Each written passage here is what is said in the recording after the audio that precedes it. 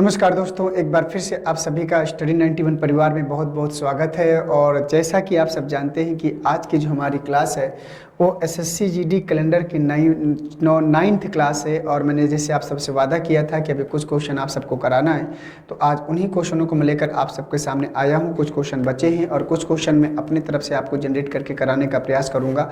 और इसी के आधार पर धीरे धीरे हम जो है आज इसको समाप्त कर देंगे, क्योंकि काफ़ी क्लासेज हो चुकी हैं इस पार्ट की। और मैंने ज़्यादातर केसेस में आप सबको सारी चीज़ें पढ़ाने का प्रयास किया है कि एक भी क्वेश्चन बाहर न जाने पाए, क्योंकि आपका जो समय वो जो अगर दे रहे, अगर आप स्टडी 91 परिवार पर विश्वास कर रहे हैं तो विश्वास आपका टूटने ना पाए। और हमारी मेहनत से और अगर आपके जो है आपकी मेहनत अगर जुड़ती है तो फिर सफलता सुनिश्चित करती है। ठीक है दोस्तों, तो चलिए तैयार हो जाइए सभी लोग। और कुछ प्रश्न मैं आप सबके सामने लेकर आऊँगा और उन्हीं प्रश्नों को आप सबको करना है और इसी प्रकार से आगे बढ़ते चलना है। ठीक है, तो आइए चलते हैं, शुरुआत करते हैं प्रश्नों की और देखते हैं कि यहाँ पर कैसे कैसे प्रश्न पूछता है और उसी के आधार पर हम लोग आगे बढ़ते चलेंगे।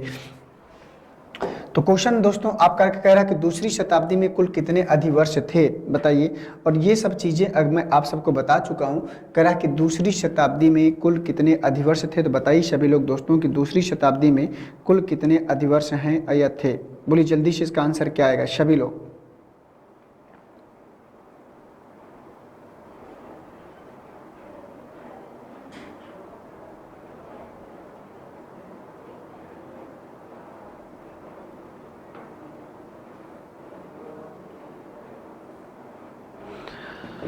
अब देखो प्रश्न कह रहा है कि दूसरी शताब्दी में कुल कितने अधिवर्ष। अधिवर्ष का मतलब मैंने बताया था कि होता है लीप वर्ष। अधिवर्ष का मतलब होता है लीप वर्ष, ये बात आप सबको पता है।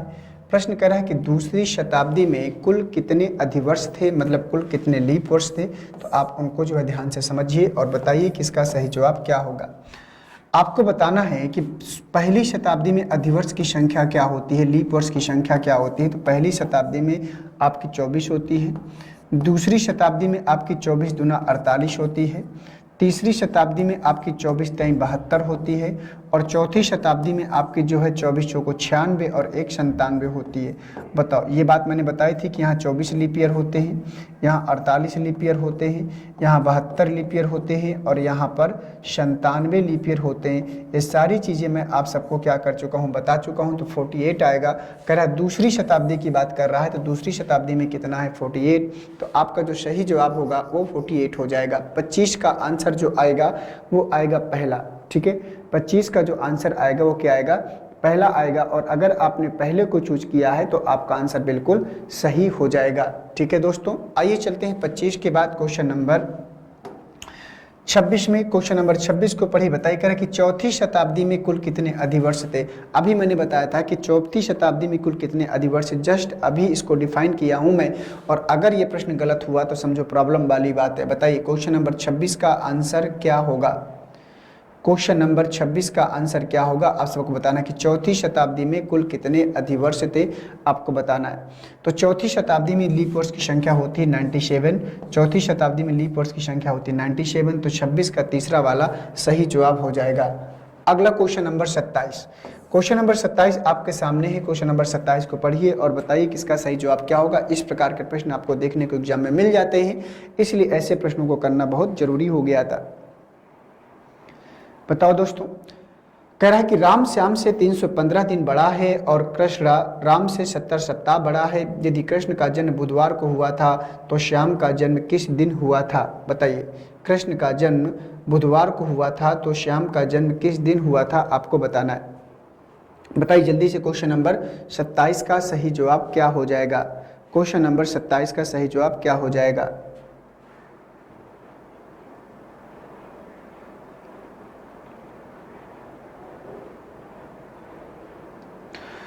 तो देखो, कह रहा है कि राम श्याम से 315 दिन बड़ा है। आज जो समझते हैं, प्रश्न बोल रहा है कि राम जो है वो श्याम से 315 दिन बड़ा है। तो मतलब राम बड़ा है, किससे बड़ा है, श्याम से। ये हमने लिख लिया। और कितने दिन बड़ा है, 315 दिन बड़ा है। ठीक है, राम श्याम से 315 दिन बड़ा है और कृष्ण राम से 70 सप्ताह बड़ा है। और जो कृष्ण है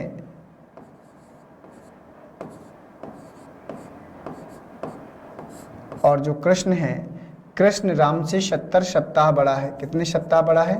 70 सप्ताह, वीक। ठीक। फिर कर यदि कृष्ण का जन्म बुधवार को हुआ था, कृष्ण का जन्म हुआ था बुधवार को हुआ था, तो श्याम का जन्म किस दिन हुआ था? श्याम का जन्म किस दिन हुआ था? ये आपका प्रश्न है। तो बताइए इसका सही जवाब क्या हो जाएगा? बोलिएगा।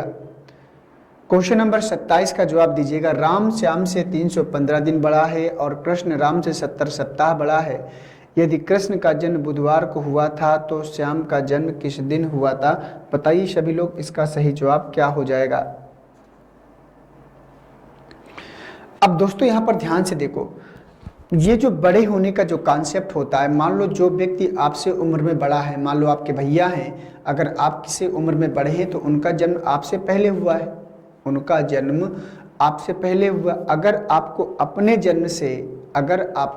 जन्म से भाई की उम्र की तरफ जाना है तो आपको पीछे जाना पड़ेगा, और अगर आपको अपने छोटे भाई की उम्र की तरफ जाना है तो अपने जन्म से आगे जाना पड़ेगा। जन्म का कॉन्सेप्ट है, थोड़ा उल्टा चलता है। समझ में आई बात? मान लो, अपने से सोचो, अगर आपको अपने बड़े भाई की उम्र में जाना है तो अपनी उम्र से पीछे जाना पड़ेगा, और आपको अगर अपने छोटे भाई की उम्र की तरफ जाना है तो अपनी उम्र से उसकी उम्र की तरफ आगे जाना पड़ेगा, क्योंकि उसका जन्म आपके जन्म के बाद हुआ है, तो इसलिए उम्र में जोड़ना पड़ेगा उसकी उम्र के लिए। तो यहाँ पर कह रहा है कि कृष्ण का जन्म बुधवार को हुआ था, तो कृष्ण जो है ना वो राम से 70 सप्ताह बड़ा है। तो अगर कृष्ण का जन्म बुधवार को हुआ था तो पहले हमें ये पता करना पड़ेगा कि राम का जन्म क्या होगा। तो कृष्ण से अगर राम के जन्म पे जाना है, क्योंकि कृष्ण बड़ा है राम से, तो कृष्ण से अगर राम के जन्म में आना है तो आगे चलना पड़ेगा। क्या करना पड़ेगा? आगे चलना पड़ेगा। अगर कोई अंतर अगर सप्ताह में होता है तो वहां पर कोई चेंजेस नहीं होता।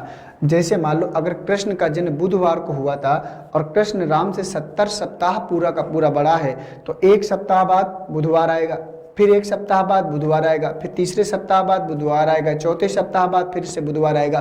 मतलब जब कोई अंतर सप्ताह में होता है ना, तो वहाँ पर डेट में, दिन में कोई चेंजेज नहीं होता है। ये बात आपको ध्यान देना है। तो आपको मैंने क्या बताया कि अगर कृष्ण का जन्म बुधवार को हुआ था तो राम का जन्म भी होगा बुधवार को ही। राम का जन्म भी बुधवार को ही होगा, क्योंकि इनका जो अंतर है, डिफरेंस है, वो वीक में है, सप्ताह में है। तो भाई अगर मान लो एक सप्ताह बाद अगर बुधवार ही आना है तो 70 सप्ताह बाद भी बुधवार ही आएगा, उसमें अंतर नहीं आता। तो एक बात दिमाग में फिट कर लो, अगर डिफरेंस अगर सप्ताह में देता है, कितने सप्ताह बड़ा है या इतने सप्ताह छोटा है, तो उसमें दिन में फिर कोई परिवर्तन या चेंजेज नहीं होता है। तो अगर कृष्ण बुधवार को जन्म लिया था तो राम भी बुधवार को जन्म लेगा। तो कह रहा श्याम का जन्म क्या होगा? तो राम जो है श्याम से बड़ा है, तो राम से अगर श्याम की उम्र में आना है ना तो आपको आगे जाना पड़ेगा। तो इन 315 दिन बड़ा है, तो पहले 315 दिनों में निकाल लो ऑड एज की संख्या। तो 315 में ऑड एज की संख्या निकालेंगे तो 7 चौको 28 और 3 7 पना 35। तो यहाँ पर आएगा 0 ऑड एज आएंगे। कितने आएंगे? 0 ऑड एज आएंगे। और अगर 0 ऑड एज आएंगे तो यहाँ पर आपको क्या करना है? बुधवार से आपको 0 दिन आगे चलना है। तो बुधवार से 0 दिन आगे जाओगे तो बुधवार ही मिलेगा। तो इसका मतलब श्याम का जन्म भी बुधवार को ही हुआ था। मतलब तीनों के जन्म की डेट दिन जो होगा एक ही होगा, और बुधवार कहाँ है? ऑप्शन नंबर सेकंड में। अगर यहाँ पर ऑड एज की संख्या कुछ मिलती तो उतने दिन हम आगे जाते, क्योंकि जन्म का कॉन्सेप्ट है छोटे की जन्म की तरफ चलना है, छोटे व्यक्ति की तरफ, तो हमको आगे चलना है तो ऑड एज की संख्या प्लस करनी होती है। तो यहाँ पर बी नंबर सही जवाब हो जाएगा। तो 27 का बी बुधवार आएगा। 27 का बी क्या आएगा? बुधवार आएगा। ठीक है, उम्मीद करता हूँ कि बात आप सबको जो है बढ़िया से समझ में आ गई होगी। तो इसी से रिलेटेड प्रश्न आप सबसे पूछता है। आइए चलते हैं अगले प्रश्न में। वैसा ही बिल्कुल प्रश्न है, तो इस प्रश्न को करिए और बताइए कि इसका सही जवाब क्या हो जाएगा।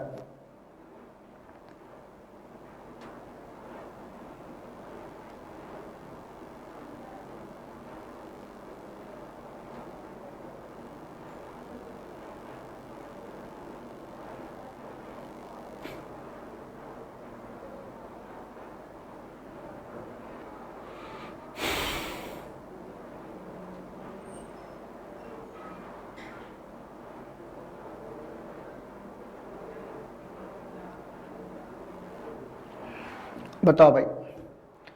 हो गया होगा। कह रहा है कि सुरेश राजेंद्र से 314 दिन बड़ा है। प्रश्न बोल रहा है कि सुरेश राजेंद्र से 314 दिन बड़ा है। तो चलिए देख लेते हैं, जो सुरेश है वो राजेंद्र से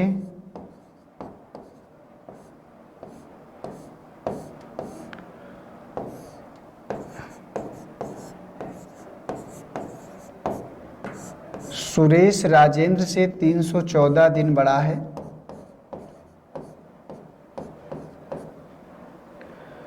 और कमला सुरेश से 70 सप्ताह बड़ी है। और जो कमला है वो सुरेश से 70 सप्ताह बड़ी है। ठीक है। यदि कमला का जन्म बुधवार को हुआ था, यदि कमला का जन्म बुधवार को हुआ था तो राजेंद्र का जन्म किस दिन को हुआ था, यह प्रश्न है। और जस्ट मैंने ऐसा भी अभी हुबहू प्रश्न आपको कराया था। अगर आपको पहला वाला प्रश्न समझ में आ गया था तो ये वाले प्रश्न को करने में आपको कोई समस्या या तकलीफ नहीं होगी। तो बताइए इस प्रश्न का सही जवाब क्या होगा। ऑप्शन आपके पास सामने है 4, सोम, मंगल, बृहस्पति और शुक्र। इनमें से बताना है कि कमला का जन्म, राजेंद्र का जन्म किस दिन हुआ था। अगर कमला का जन्म बुधवार को हुआ था तो सुरेश और कमला के जो जन्म में अंतर है वो 70 सप्ताह का है। और मैंने बताया था कि सप्ताह में दिन में कोई चेंजेज या परिवर्तन नहीं होता है। तो सुरेश का जन्म भी यहाँ पर बुधवार को ही होगा, इसमें कोई चेंजेज नहीं होने वाला। ठीक है। अब इसके बाद राजेंद्र की बात कर रहा है तो राजेंद्र का जन्म, तो यहाँ सुरेश राजेंद्र से 314 दिन बड़ा है तो 314 दिनों में निकालना पड़ेगा ऑड एज की संख्या। तो ऑड एज की संख्या निकालेंगे तो 7 चौको 28, 3 बचेगा, 7 चौको 28, 7 चौको 28 और यहाँ पर कितने बचा 3, 7 चौको 28,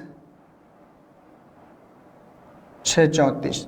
तो यहाँ 6 और डे जाएंगे, कितने आएंगे 6 और डे जाएंगे ना, शेषफल 6 बचेगा ना। अब यहाँ से आपको क्या करना है कि यहाँ से भाई सुरेश का जन्म अगर बुधवार को है, सुरेश बड़ा है राजेंद्र से, तो सुरेश के जन्म से राजेंद्र के जन्म की ओर चलना है तो हमको आगे की ओर चलना पड़ेगा। तो आपको क्या करना है कि बुधवार में 6 दिन जोड़ना है। बुधवार में आपको जो है 6 दिन जोड़ना है। तो बुधवार में 6 दिन जोड़ो या तो एक दिन पीछे चले जाओ। तो बुधवार से एक दिन पीछे जाएंगे तो क्या बचेगा, मंगलवार बचेगा। क्या आएगा, मंगलवार। ठीक है। तो यहाँ जो राजेंद्र का जन्म होगा वो मंगलवार को होगा। बस यही हमको करना था, मंगलवार को। और मंगलवार कहाँ है आपका, ऑप्शन नंबर सेकंड में। मंगलवार कहाँ है, ऑप्शन नंबर सेकंड में। अगर आपने ऑप्शन नंबर सेकंड को हिट कराया है तो आपका प्रश्न बिल्कुल सही हो जाएगा। तो यहाँ पर आंसर आएगा मंगलवार। ठीक है। क्या आएगा, मंगलवार। अगला प्रश्न क्वेश्चन नंबर 29 पढ़िए और बताइए कि इसका सही जवाब क्या हो जाएगा।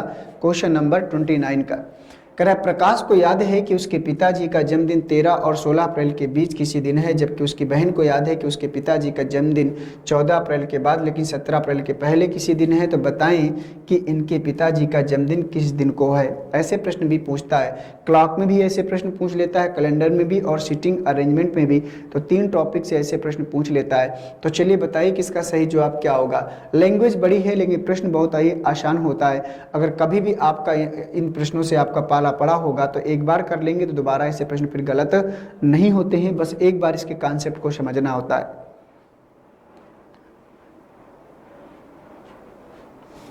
बताओ भैया क्या जाएगा इसका सही जवाब, बताइए जल्दी से।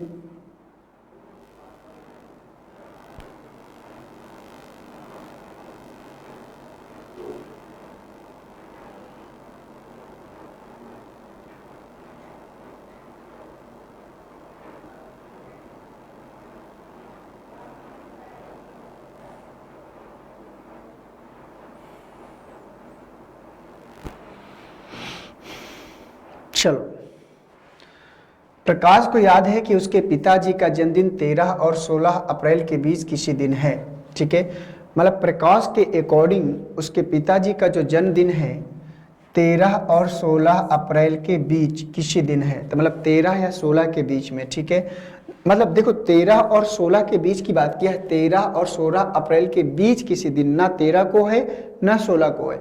तो प्रकाश के अकॉर्डिंग उनके पिताजी का जन्मदिन या तो फिर 14 को है या तो फिर 15 को। प्रकाश को डाउट है कि भैया 13-16 के बीच में है, लेकिन 14 को है कि 15 को गारंटी नहीं है। उसकी बहन को याद है कि उसके पिताजी का जन्मदिन 14 अप्रैल के बाद लेकिन 17 अप्रैल के पहले, 14 के बाद 17 के पहले, तो 14 के बाद 15 और 16 तारीख आती है और 17 के पहले। अब कह रहे हैं कि बताएं कि इनके पिताजी का जन्मदिन किस दिन को है।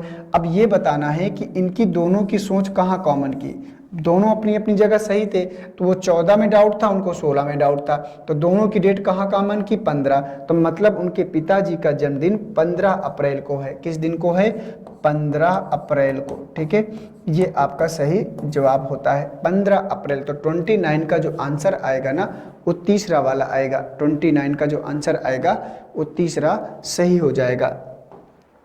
क्वेश्चन नंबर 30 को पढ़िए और बताइए किसका सही जवाब क्या होगा। जल्दी से क्वेश्चन नंबर 30 को पढ़िए, बताइए किसका सही जवाब क्या होगा। रमन को याद है कि परीक्षा 15 मई के बाद लेकिन 18 मई से पहले है, जबकि दीप को याद है कि परीक्षा 21 मई से पहले लेकिन 16 मई के बाद है। परीक्षा मई की कौन सी तारीख को है, बताइए इसका सही जवाब क्या आएगा। परीक्षा मई की कौन सी तारीख को है।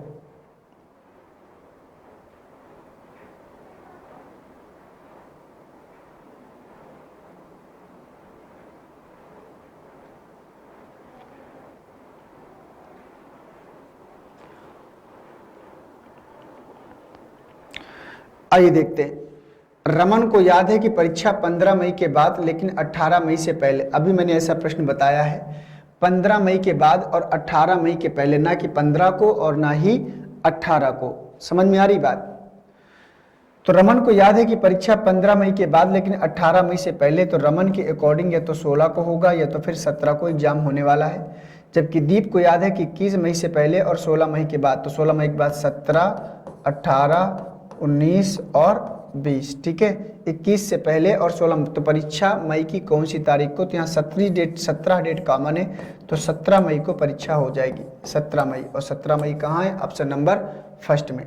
ठीक है, 17 मई कहाँ है, ऑप्शन नंबर फर्स्ट में। तो 30 का जो आंसर आएगा वो पहला आएगा। 30 का जो आंसर आएगा वो पहला आएगा। क्लियर है। आइए चलते हैं आगे। तो शायद प्रश्नों, अगला प्रश्न क्वेश्चन नंबर 31। क्वेश्चन नंबर 31 को पढ़िए और बताइए किसका सही जवाब है। जून 2001 की किन तिथियों को शुक्रवार आता है, बताइए।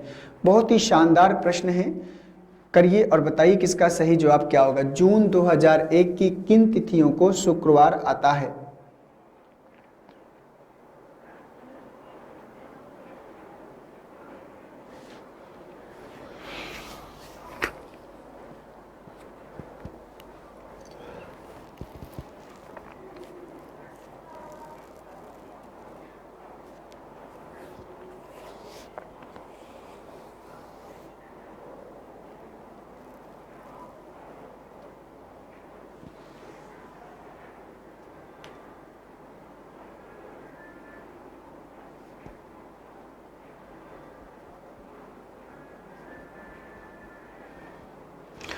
आइए चलते, कह रहा है कि जून 2001 की किन तिथियों को शुक्रवार आता है।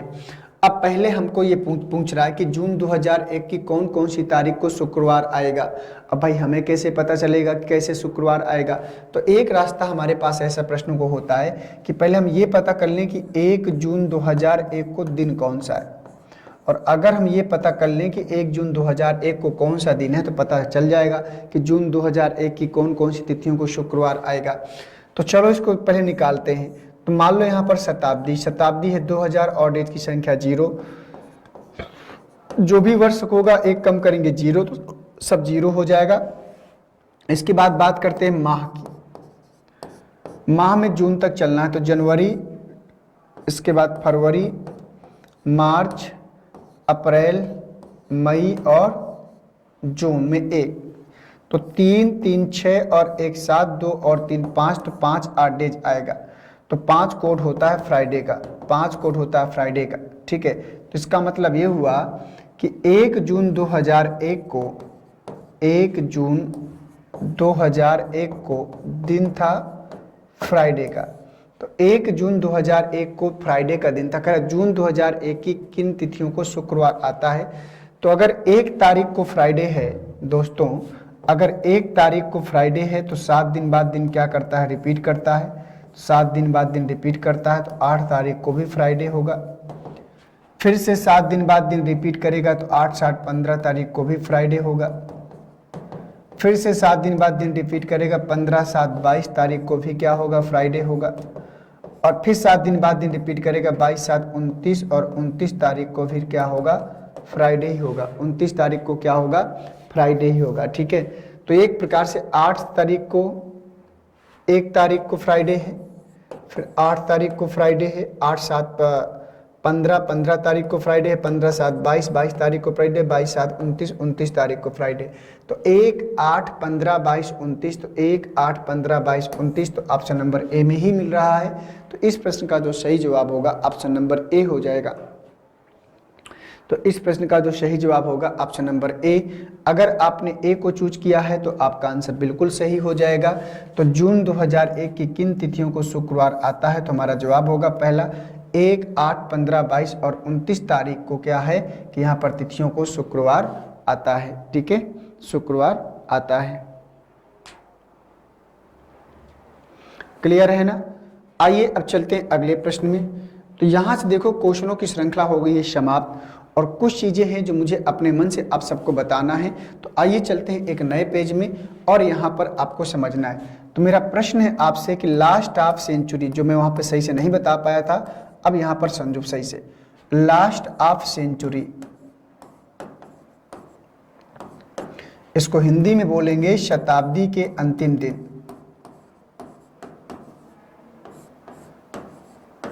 शताब्दी के अंतिम दिन।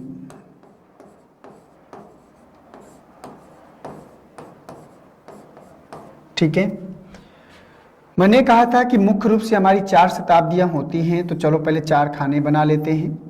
मान लो पहले शताब्दी आएगा, ठीक है। शताब्दी के बाद आपको लिखना है विषम दिन।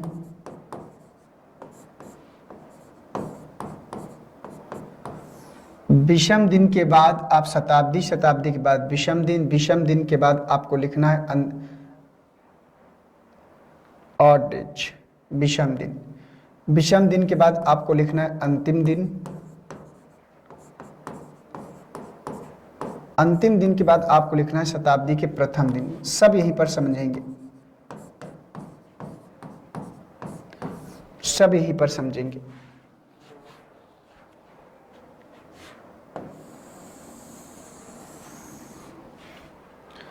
चलिए, शताब्दी, विषम दिन, अंतिम दिन और प्रथम दिन। तो मान लो पहली शताब्दी है 100, ठीक, बना लिया। दूसरी शताब्दी है 200, ये भी लिख लिया, खाने भी बनाते चलते हैं। तीसरी शताब्दी है 300, इसको भी बना लेते हैं, ये हो गया। और चौथी शताब्दी है 400, ठीक है, ये हमने बना लिया। क्लियर। चलिए,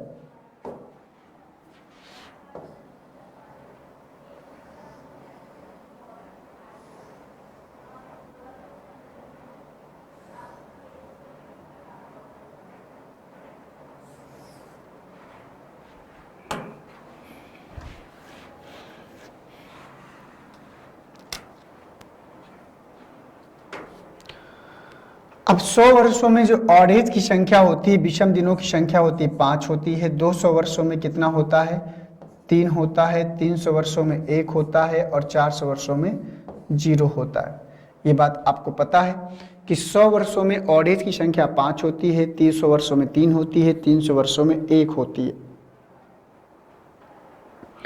और 400 वर्षों में 0 होता है। ठीक है, और मान लो अगर किसी शताब्दी का पहली शताब्दी में अतिरिक्त दिनों की संख्या अगर 5 है, अगर पहली शताब्दी में अतिरिक्त दिनों की संख्या अगर 5 है, तो आपको ध्यान से यहाँ पर समझना है थोड़ा सा कि अगर 5 है तो मैंने बताया था सप्ताह के कोड। 5 किसका कोड होता है, फ्राइडे का।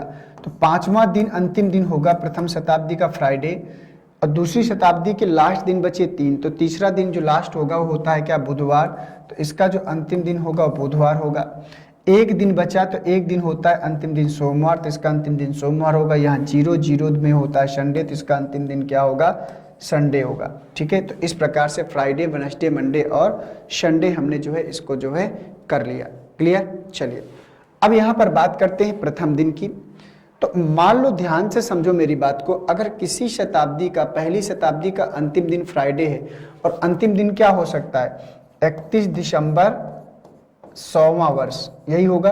और यहाँ पर दिन था, क्या था? फ्राइडे का। इसके बाद आएगा 1 जनवरी, 1 जनवरी और वर्ष स्टार्ट हो जाएगा 101वां, और 101वां दूसरी शताब्दी में चला जाता है। ठीक है, तो दूसरी शताब्दी का तो फ्राइडे के बाद क्या आएगा? सैटरडे। तो दूसरी शताब्दी का, अगर यहाँ पर फ्राइडे इसका प्रथम दिन है, तो दूसरी शताब्दी का जो अंतिम दिन है, तो दूसरी शताब्दी का जो प्रथम दिन होगा ना, वो सैटरडे हो जाएगा। अगर दूसरी शताब्दी का अंतिम दिन वेडनेसडे है, तो तीसरी शताब्दी का वेडनेसडे के बाद क्या आएगा? थर्सडे, तो इसका अंतिम दिन क्या हो जाएगा? थर्सडे, बृहस्पतिवार होगा। अगर तीसरी शताब्दी का अंतिम दिन मंडे है, तो चौथी शताब्दी का जो अंतिम दिन होगा वो क्या हो जाएगा? ट्यूसडे हो जाएगा, प्रथम दिन ट्यूसडे। अगर चौथी शताब्दी का अंतिम दिन संडे है, तो पांचवी शताब्दी का जो प्रथम दिन होगा ना, वो क्या हो जाएगा? मंडे। तो इसको पांचवी शताब्दी कहें या प्रथम दिन कहें, बात एक ही। वैसे भी मैंने बताया था कि पॉप ग्रेगरी ने एक तारीख को कैलेंडर की शुरुआत किया था। पॉप ग्रेगरी ने एक तारीख को कैलेंडर की शुरुआत किया था, और यहाँ पर दिन उन्होंने मंडे ही माना था। तो यहाँ पर वैसे भी प्रथम शताब्दी का दिन मंडे ही होता है। तो इस चार्ट के माध्यम से, इस टेबल के माध्यम से अगर कभी प्रश्न बनता है, तो चाहे वो अंतिम दिन की बात करें और चाहे वो प्रथम दिन की बात करें, उसको आप आसानी से फाइंड आउट कर सकते हैं।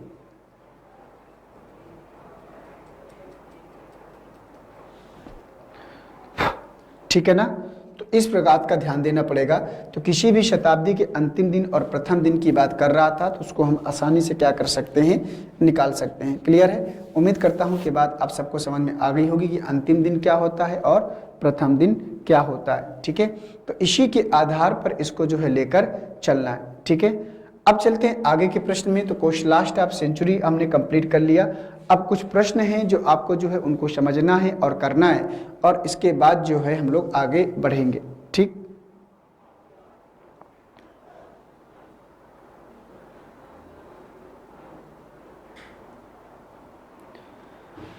तो चलिए चलते हैं अगले पॉइंट में। तो कुछ प्रश्न हैं आप सबके सामने, उन प्रश्नों को ध्यान से समझना है और बताना है कि इनके जो है आंसर्स क्या आएंगे।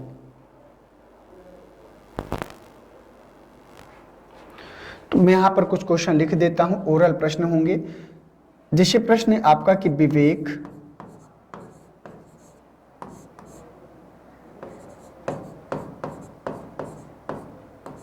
अपना जन्मदिन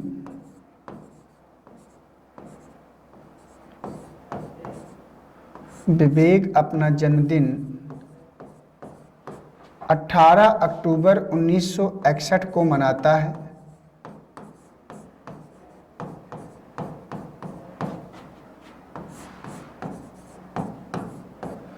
विवेक अपना जन्मदिन 18 अक्टूबर 1961 को मनाता है, तो कब वह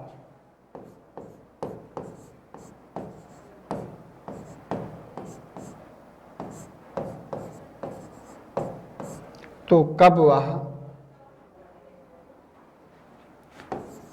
22 वर्ष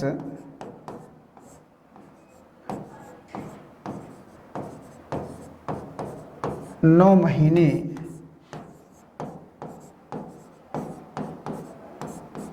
24 दिन का हो जाएगा।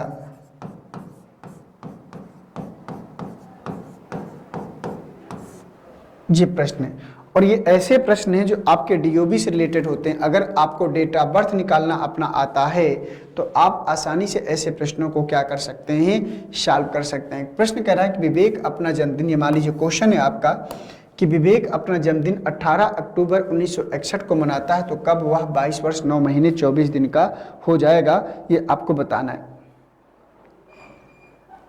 तो देखो, ऐसे प्रश्नों को करने के लिए आपको क्या करना है? सबसे पहले आपको वर्ष लिखना है, बड़े से छोटे की ओर। सबसे पहले आपको वर्ष लिखना है, फिर आपको माह लिखना है, और फिर आपको दिन लिखना है। ठीक है, फिर आपको क्या करना है? दिन लिखना है। तो वर्ष आपका 1961 है, वर्ष आपका 1961 है। अक्टूबर माह है 10वां और 18 अक्टूबर तो दिन क्या है 18।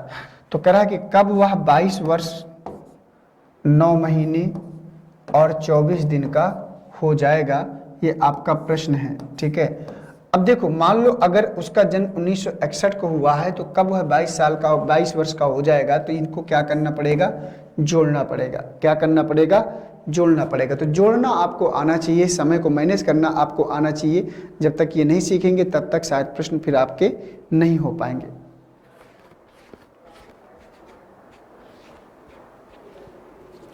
ठीक है ना। तो 8 और 4 12 आएगा, 8 4 12, 2 1 3 और 1 4 42, 10 और 9 कितना होगा 19, 2 1 3 6 2 8 और 1983। अब दोस्तों प्रॉब्लम कहाँ है, प्रॉब्लम ये है कि आपको ये बताना है कि क्या किसी भी महीने में 42 दिन होता है या किसी भी वर्ष में 19 महीने होते हैं। नहीं होते तो इनको हमें क्या करना पड़ेगा, मैनेज करना पड़ेगा। बस इतना सा ध्यान देना है।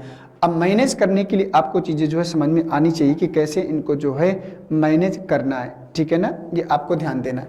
अब ध्यान से देखो, यहाँ पर 10वां महीना अक्टूबर का है तो यहाँ से एक महीना बाहर निकाल लेंगे। कौन सा वाला, अक्टूबर वाला। अक्टूबर होता है 31 का, तो जब यहाँ पर एक महीना बाहर निकालोगे, अब यहाँ से जब एक महीना बाहर निकालोगे, अब यहाँ से एक साल बाहर निकाल लो, क्योंकि किसी भी यहाँ से 12 महीने निकाल लो। क्यों 12 महीने निकालें, क्योंकि एक साल में 12 महीने होते हैं, तो यहाँ से पूरा का पूरा 12 महीने निकालना पड़ेगा। तो ये एक साल के क्या होगा बराबर, तो एक साल यहाँ पर क्या कर दो, जोड़ दो। तो 83 की जगह क्या हो जाएगा 1984 हो जाएगा। 9 में 2 जाएगा कितना आएगा 7, 9 में 2 जाएगा 7 आएगा। और यहाँ पर 42 में तो 4 2 में 1 गया 1, 4 में 3 गया 1, तो यहाँ पर 11 दिन 7वां महीना आराम से आ जाएगा। ठीक है, अब समस्या ये है कि यहाँ जब एक महीना हमने निकाला तो यहाँ पर एक महीना इसको देना पड़ेगा। तो यहाँ पर हो जाएगा 1984 और यहाँ पर 7 और 1 कितना होगा 8, क्योंकि एक महीना यहाँ से निकालोगे तो एक महीना यहाँ देना भी पड़ेगा और यहाँ बचेगा 11। तो 11 अगस्त 1984 को 11 अगस्त 1984 को वह 22 वर्ष 9 महीने 24 दिन का हो जाएगा। और 1984 को वह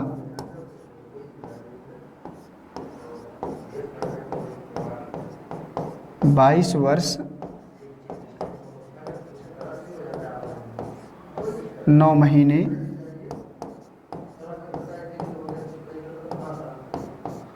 24 दिन का हो जाएगा। ये हो गया आपका प्रश्न। 11 अगस्त 1984 को वह 22 वर्ष 9 महीने 24 दिन का हो जाएगा। तो इस प्रकार से आप सबसे प्रश्न पूछता है, और ये तभी हो पाएगा ना जब आपको डेट ऑफ बर्थ डीओबी निकालना आता होगा। और जब तक डीओबी निकालना नहीं सीखोगे बेटा तब तक जो है ऐसे प्रश्नों करना नहीं आएगा। जैसे आप अपने फॉर्म के लिए डेट निकालते हो कि आप डेट ऑफ बर्थ निकालते हो ना कि कितने साल का हो गए हैं आप सब, तो वही आपको जो है कैलेंडर से रिलेटेड प्रश्न यहाँ पर पूछता है।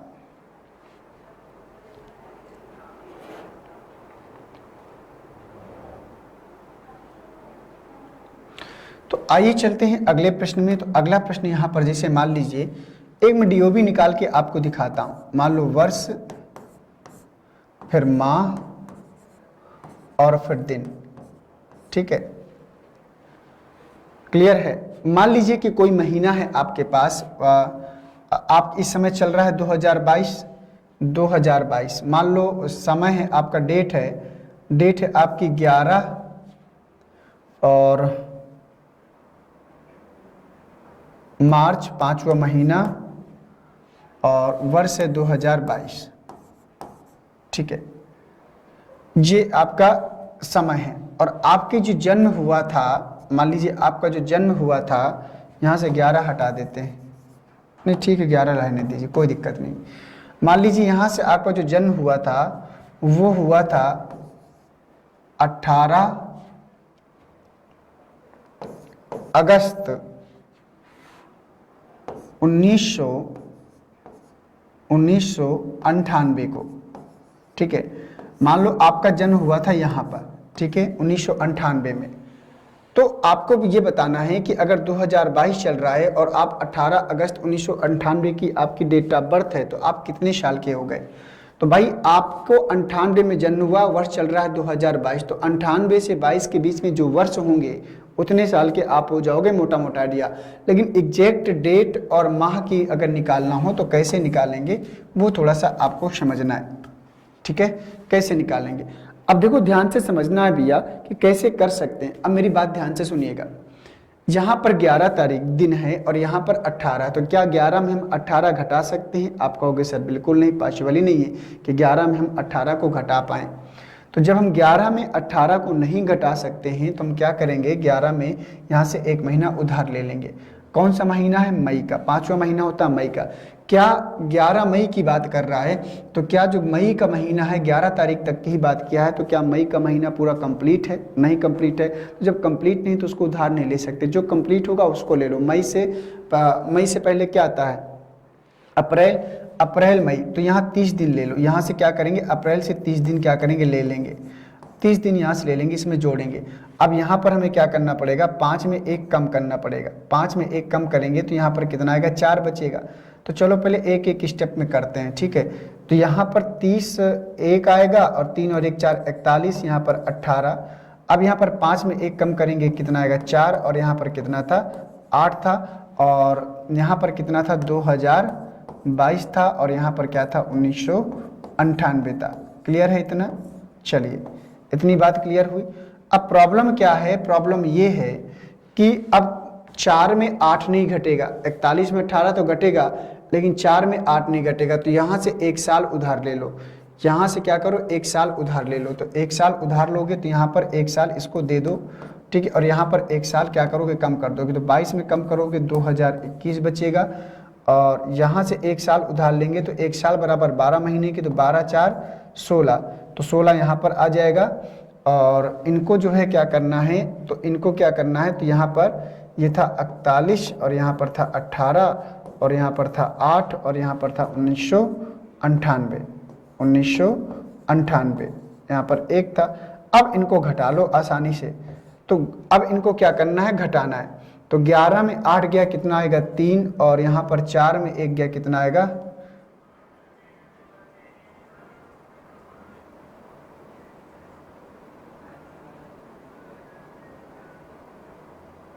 11 में 8 गया 3, और 3 में 1 गया 2, तो यहाँ 23 दिन बचेगा। 16 में 8 गया, यहाँ पर 8 आएगा, ठीक है? अब यहाँ पर 98 घटाना है। तो 11 में 8 गया 3 आएगा, बोलो आएगा कि नहीं? तो यहाँ पर बचेगा 11, 11 में जो गए कितना आएगा, 2 आएगा। तो यहाँ पर कितना आ जाएगा, 23 आएगा। तो 23 साल 8 महीना 23 दिन। तो प्रेजेंट टाइम में जो लड़के का जन्म दिवस होगा वो 23 साल 8 महीना 23 दिन का हो जाएगा। जो भी जिसकी उम्र इस आसपास होगी, तो इस डेट से अगर देखा जाए तो 23 साल 8 महीने 23 दिन का हो जाएगा, ठीक है? उसकी जो उम्र होगी वो 23 साल 8 महीना 23 दिन की हो जाएगी, ठीक है? उम्मीद करता हूँ कि ये बात आप सबको जो है समझ में आई होगी और आप तक पहुँच पाई होगी।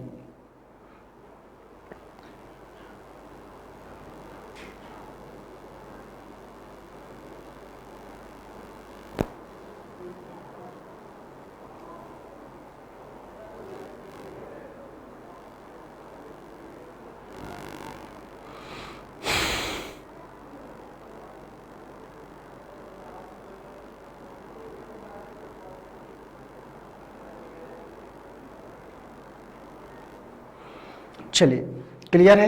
आइए चलते हैं अगले प्रश्न में। अगला प्रश्न है आप सबका,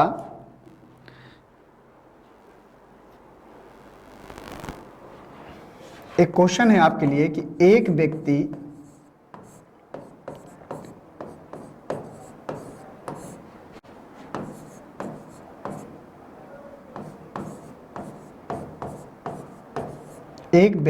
29 फरवरी को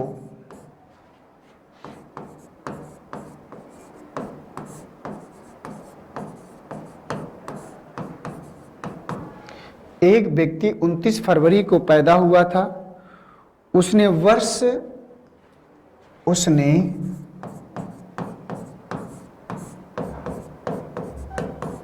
वर्ष 2008 में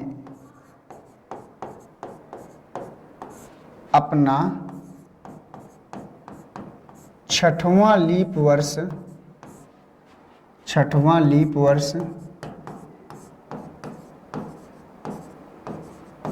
जन्मदिन मनाया। 6वां लीप वर्ष जन्मदिन मनाया। वह कौन से वर्ष में पैदा हुआ था? वह कौन से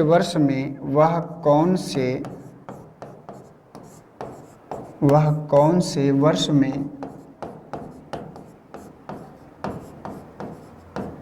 पैदा हुआ? बताओ भैया। बहुत ही शानदार प्रश्न है।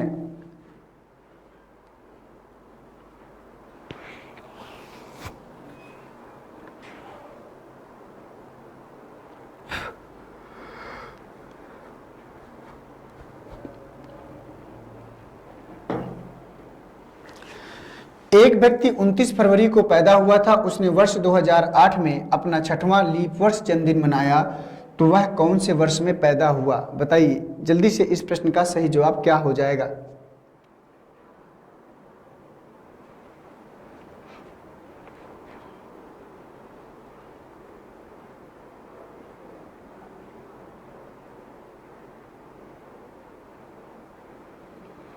बोलो बेटा, क्या आएगा इसका आंसर?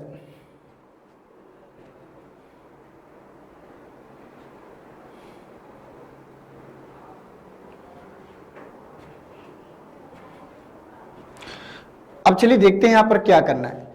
कह रहा है कि एक व्यक्ति 29 फरवरी को पैदा हुआ, ठीक है, और उसने वर्ष 2008 में अपना 6वां, और लीप वर्ष की बात कर रहा है, और लीप 29 की फरवरी जब पैदा हुआ है तो 29 की फरवरी हर वर्ष नहीं आती है, हर 4 साल में एक बार आती है। तो इसका मतलब 6वां लीप वर्ष जन्मदिन मनाया, तो ये दिमाग से निकाल दो कि वो 6 साल का है, वो बहुत बड़ा हो चुका है। ठीक है, तो देखो एक व्यक्ति 29 फरवरी को पैदा हुआ था, उसने वर्ष 2008 में अपना 6वां लीप वर्ष जन्मदिन मनाया। तो उसने जो है 2004 में मनाया होगा कौन सा? 5th, 5वां। ठीक है, इसके बाद उसने 2000 में मनाया होगा कौन सा? 4था, 4th। क्लियर है ना? 1996 में उसने मनाया होगा कौन सा? 3rd। ठीक है ना? इसके बाद 1992 में उसने मनाया होगा 2nd। बोलो समझ में आ रही बात कि नहीं आ रही है? 2000, 1996, 1992। इसके बाद आएगा 1988, और 1988 में उसने मनाया होगा 1st जन्मदिन। ठीक है, कौन सा दिन जन्मदिन मनाया होगा? 1st जन्मदिन। तो उसका कह रहा है कि वह कौन से वर्ष में पैदा हुआ। मेन मैटर ये है। अब आपको ये सोचना है कि क्या जब आदमी पैदा होता है तो क्या सबसे पहले जन्मदिन मनाता है क्या, कि चलो भाई जन्म हो गया पहले जन्मदिन मना लेते हैं फिर कोई काम करते हैं? ऐसा तो नहीं होता। जन्मदिन 1 साल बाद मनाया जाता है। तो उसने पहला जन्मदिन 1988 में बनाया होगा, तो उसके बॉर्न की बात कर रहा है, जन्म की बात कर रहा है, तो उसका जो बॉर्न हुआ होगा ना 4 साल और पहले 1984 में हुआ होगा। उसका जो बॉर्न हुआ होगा वो 1984 में हुआ होगा। ये बात आपको जो है ध्यान देना है। तो उसका जन्म 1984 में हुआ होगा। ठीक है, क्लियर है कि नहीं? तो ये बात आपको जो है ध्यान देना है। तो इस प्रकार से आपका जो प्रश्न था वो आ जाएगा 1984। क्या जाएगा? 1984। क्लियर? देखो एक तरीका ये तो मान लीजिए आपका बेसिक तरीका हो गया। इसका सेकंड तरीका ऐसे प्रश्नों करने का क्या होगा? जैसे उसने कहा है कि एक व्यक्ति 29 फरवरी को जन्मदिन मनाया था, और जो 29 फरवरी होती है 4 साल में आती है, तो कह रहा है 6वां लीप वर्ष जन्मदिन मनाया, तो वह कौन से वर्ष में पैदा हुआ था? तो लीप वर्ष आता है 4 साल में, 6 चौको 24, मतलब 24 साल की बात कर रहा है। तो 2008 में आप 24 घटा दो, 2008 में आप 24 घटा दो, तब भी आपको मिल जाएगा 8 में 4 गया 4, और यहाँ पर 10 में 2 गया कितना आएगा? 8, 10 में 2 गया 8, यहाँ पर 9, और यहाँ पर 1 तो 1984 में यहाँ पर भी ऐसे भी आ जाएगा 6 गुणे 4 = 24, और 24 2008 में घटा दोगे तब भी आपको आंसर यहाँ पर क्या करेगा? मिल जाएगा। क्लियर है ना? 1984 मिल जाएगा।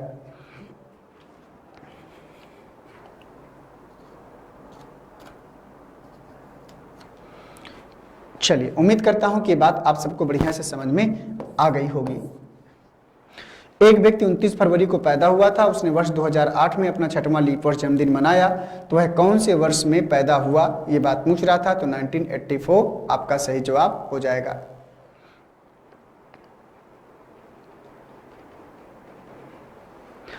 अब इसी से रिलेटेड एक प्रश्न मेरा ये है कि मान लीजिए अगर यहीं पर 2008 की जगह अगर कह दिया जाए कि एक व्यक्ति 1908 में, अगर यहीं पर कह दिया जाए कि एक व्यक्ति 1908 में अपना 6वां लीप वर्ष जन्मदिन मनाता है, तो आंसर क्या आएगा? प्रश्न को थोड़ा सा चेंज कर देना है। जैसे यहां पर मैं कह दूं कि 29 फरवरी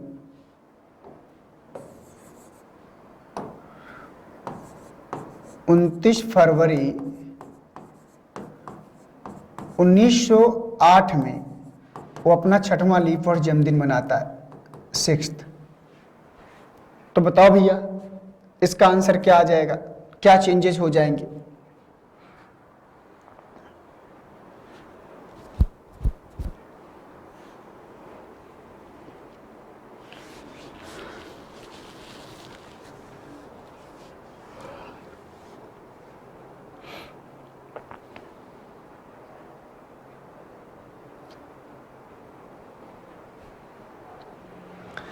अब देखो ये 1908 है, तो जब 1908 में 6वां मनाता है तो यहां पर ध्यान से देखो 1908 में वो क्या करता है, 1908 में वो 6th मनाता है, ठीक है।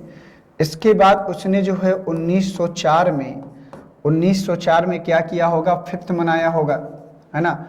इसके बाद आएगा 1900 एक लीप ईयर नहीं है इसलिए उसको छोड़ दो। अब सीधे वो मनाएगा कब, 1896 में। 1896 में उसने 4th मनाया होगा, ठीक है। इसके बाद आएगा 1892 में उसने 3rd मनाया होगा। इसके बाद आएगा 1888 में उसने अपना 2nd जन्मदिन मनाया होगा। इसके बाद आएगा 1884 और 1884 में उसने क्या किया होगा, 1st जन्म दिवस मनाया होगा। 1884 में उसने 1st जन्म दिवस मनाया होगा। समझ में आ रही बात कि नहीं? 1884 में उसने अपना 1st जन्म दिवस मनाया होगा। और आदमी जन्म होते ही अपना जो है जन्मदिन नहीं मनाता, तो उसके बॉर्न की बात कर रहा है, तो बार्न उसका हुआ होगा 1880 में, बार्न हुआ होगा 1880 में। तो यहाँ पर क्या करना था, क्योंकि 7 में 4 का गुणा कराना था, तो 7 चौको 28, तो 1908 में आपको क्या करना है, 28 घटाना है, क्योंकि यहाँ लीप वर्ष में अंतर आएगा। 0 10 में 2 गया 8 और यहाँ पर 8 और यहाँ पर 1, तो 1880 निकल कर आ जाएगा।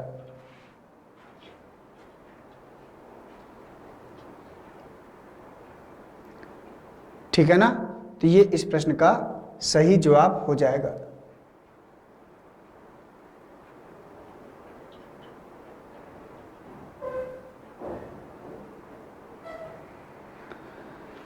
तो इसी प्रकार से आपसे जो है प्रश्न पूछता है, अपने कॉमन सेंस का यूज करना है और आपको जो है अपने आंसर्स दे देना है। तो ये इस प्रश्न का बिल्कुल सही जवाब हो जाएगा।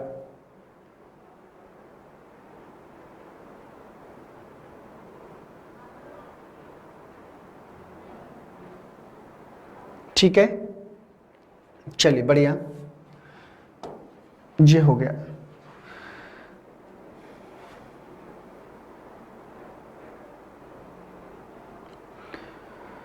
तो दोस्तों चलिए, जो कैलेंडर की जो आपकी क्लास थी उसको मैंने कंप्लीट कर दिया है बहुत ही शानदार तरीके से। और बाकी अब आप सबको जो है प्रैक्टिस करना है, और जितना अच्छे तरीके से आप सब प्रैक्टिस करोगे उतना ही आप सब अपने आप को बेहतर पाओगे। कैलेंडर का अगर आपने प्रैक्टिस कर लिया तो मैं वादा करता हूं कि एक भी प्रश्न बाहर नहीं जाएगा, क्योंकि इतना डिटेल से इतना डीपली जो मैंने आप सबको पढ़ा दिया है। तो बस इसको जो है अपने बेसिस को आपको ध्यान में रखकर आपको जो है धीरे धीरे क्या करना है, आगे बढ़ते चलना है। तो चलिए दोस्तों, आप सब जो है अपनी मेहनत को कंटिन्यू करिए और इस मेहनत के साथ साथ जो है हम लोग आगे बढ़ेंगे। एक बात मैं बता दूं कि कोई भी चैप्टर पढ़ने के बाद आपको वीडियो देखने के बाद उसकी प्रैक्टिस जरूर करनी है। ऐसा नहीं है कि आपने वीडियो देख लिया और पेन चलाया ही नहीं है। तो देखो, ये जीएस नहीं है है दोस्तों कि आप वीडियो देखकर चीज़ों को सीख जाओगे। आपको मेहनत करना पड़ेगा। एसएससी जीडी का एग्ज़ाम अगर आपको क्रैक करना है तो आपको मेहनत करनी पड़ेगी, क्योंकि मेरिट इसकी ठीक ठाक जाती है। मेरिट के साथ साथ आपको जो है फिजिकली भी मजबूत होना पड़ेगा, क्योंकि एसएससी जीडी का फिजिकल भी आपका बढ़िया होता है, टफ होता है। और अगर आप मजबूत नहीं है शारीरिक रूप से, मेडिकल रूप से अनफिट हैं, तब भी आपकी मेहनत वहाँ पर बेकार हो जाएगी। पहले अपने आप को देखिएगा कि आप फिट हैं, आप मेडिकल के काबिल हैं कि नहीं। इसका मतलब ये है मेरा कहने का कि ऐसा ना हो कि आपकी शारीरिक बनावट वैसी ना हो और आपको पहले से पता हो, तो फिर वहाँ जाने का कोई मतलब नहीं निकलता। आप किसी दूसरे एग्जाम की तैयारी कर सकते हैं और बेहतर तरीके से अपने मुकाम को पा सकते हैं। समझ में आ रही बात ना? तो सही गाइडेंस पे काम करना ये भी बहुत अनिवार्य होता है कि हम गलत तरीके से अगर अपने समय को व्यतीत करेंगे, इन्वेस्ट करेंगे, तो फिर आगे हमें जो है सही रास्ते पर आने के लिए और भी समय देने की आवश्यकता होती है। और तब तक इतना लेट हो जाता है कि आप सब फ्रस्ट्रेशन में जाने लगोगे, क्योंकि उम्र नहीं रुकेगी, समय नहीं रुकेगा। ये बात आप सब जानते हैं, मुझे बताने की आवश्यकता नहीं है। तो समय को और उम्र को ध्यान में रखते हुए चीज़ें अगर बेहतर तरीके से मिल जाएं, सही समय पर मिल जाएं, तो आई थिंक लाइफ अच्छे से चलती है, बेहतर होता है। तो ये सब बेहतर जीवन जीने के लिए आपको जो है अभी से सीरियस होना होगा, एक मेच्योर पर्सन बनना होगा, अपनी जिम्मेदारी को समझना होगा, रिस्पॉन्सिबिलिटी को समझना होगा। और अगर रिस्पॉन्सिबिलिटी के साथ मेहनत करेंगे तभी पॉसिबल हो पाएगा, क्योंकि अब जॉब पाना बहुत ही आसान कार्य नहीं रह गया है। जो मेहनत करेगा, अपने शरीर को तपाएगा, रात की नींदें जो हराम करेगा, वही जो है आगे पहुंच पाएगा। ठीक है, तो ठीक है दोस्तों, बहुत बहुत धन्यवाद आप सभी को। और इसके बाद में आप सबसे मिल लूँगा एक नेक्स्ट क्लास में। और अगला जो हमारा क्लास होगा, कोई दूसरी क्लास लेकर आएंगे कैलेंडर की। मैंने ढेर सारी प्रैक्टिस के साथ साथ ढेर सारे क्वेश्चन भी करा दिया है। थैंक यू आप सभी को। जय हिंद और वंदे मातरम। मिलते हैं एक नए सेशन के साथ, नई क्लास के साथ। थैंक यू आप सभी को।